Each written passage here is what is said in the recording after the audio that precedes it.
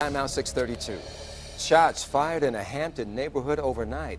A Hampton street goes from a quiet neighborhood to a murder scene in the middle of the night. And it all started with gunfire on Greenbriar Avenue just off Kickotan Road. Our Deanna LeBlanc spoke with the man who called 911. And Deanna, he had some special training that helped him handle this situation? Yeah, Katie, that's exactly right. Now, the shooting happened in the front yard of this White House over here, but Thomas Dubrow lives next door. He tells me that his military training kicked in and he went into reaction mode as soon as he heard about half a dozen gunshots overnight. This is not the kind of late-night commotion Thomas Dubrow ever thought he'd see on his street. It's a pretty good area. A lot of families around here with kids, small children and everything, school age. And it's just sad to see something like this happen. But he says shortly before midnight, as he was lying in bed, he heard the murder beginning to unfold. I heard some people arguing at first. We're not arguing, we're just talking.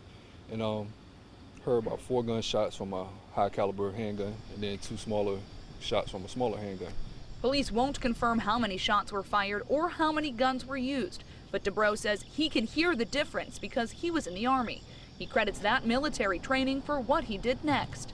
I checked on my dad and made sure he was fine. Once I found out he was okay, I called the police and reported to 911. But he didn't stop there. I was a little shaken from the gunshots and walked over there, saw her, and ran back in the house, told my dad to call 911 again to report a dead body in the yard.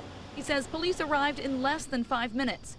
Dubrow hopes life in his neighborhood will return to normal as the weekend arrives. Hopefully everything goes back to normal, but after something like this, what can you consider normal? Yeah, and though Dubrow says crime is unusual on his street, it is becoming an increasing problem in Hampton. This is the 19th homicide this year. Now, as for this case, police have not yet made any arrests and they've not commented on a motive. Live in Hampton, I'm Deanna LeBlanc, 10 on your side. All right, Deanna, thanks.